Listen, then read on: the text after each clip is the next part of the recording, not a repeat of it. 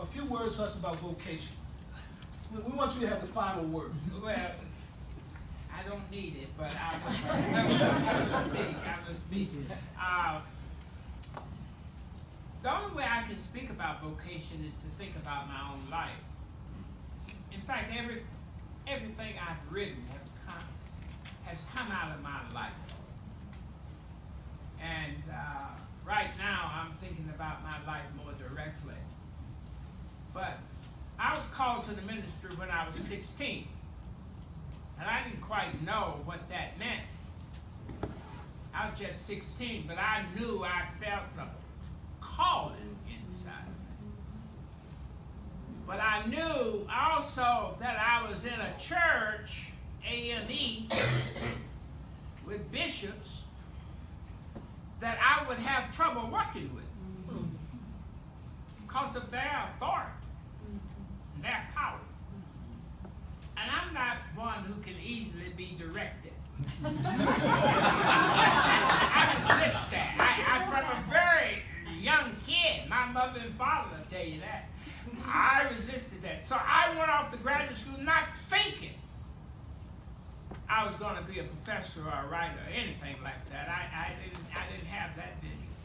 But somehow I just felt something pushing inside me. And I have met a professor, a Canadian, a white guy named William Horton, and he turned me on to theology in Chicago.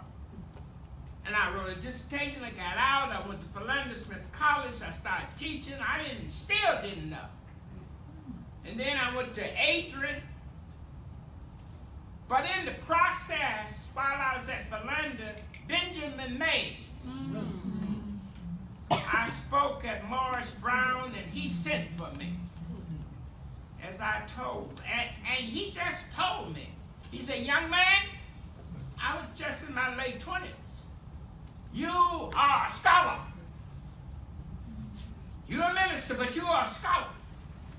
And you will find out one day that's what you are. And I had no idea that I was a scholar. I had a PhD, but I didn't have an idea. And so I went back on to Adrian College in Michigan. And then in the summer, July 1967, the Detroit riot happened. I'm 70 miles from Detroit.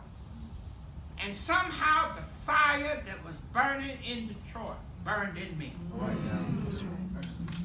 And that's when I knew what my calling was.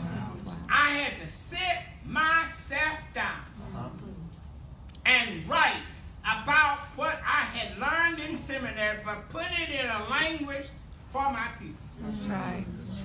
And I started listening to the blues and the spirituals every day, so as to find my voice, so I can realize my vision. I tell my students, I think everybody has calling. Everybody is put on this earth for a special vocation. And I discovered mine. I want you to discover yours.